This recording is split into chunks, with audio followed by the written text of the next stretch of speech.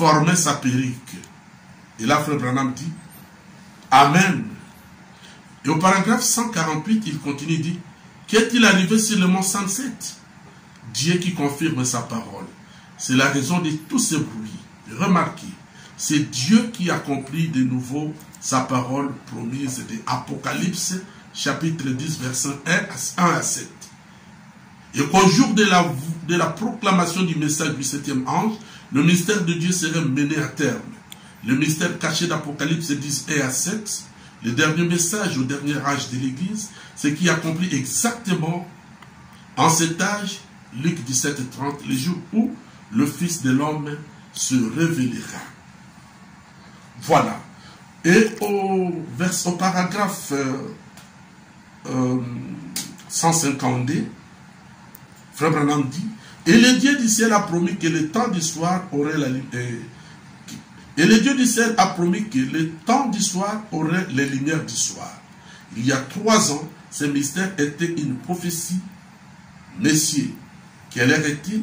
Mais maintenant, c'est de l'histoire, c'est du passé.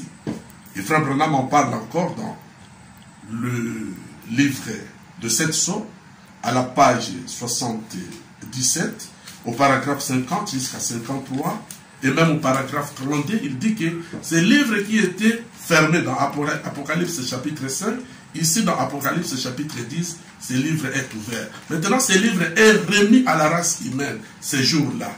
Et maintenant, quitte à la race humaine, c'est-à-dire la sémence d'Adam, l'épouse du temps de la fin, de prendre ce livre et d'en garder.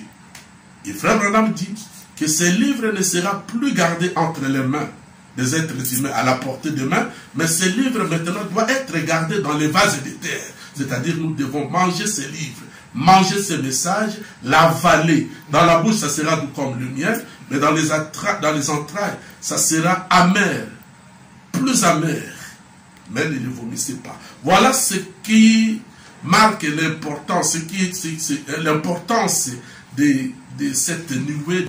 Voilà ce que ça représente pour l'épouse. Donc c'est les jours où l'ange céleste, le Christ qui est enveloppé d'une nuée avec l'arc-en-ciel sur sa tête, c'est ces jours-là où il est venu remettre le titre de propriété incontestable à la race d'Adam, l'épouse du temps de la fin, parce que c'était prévu, c'était une promesse de la parole de Dieu et qui devait s'accomplir selon Apocalypse chapitre 10, verset 1 à 7.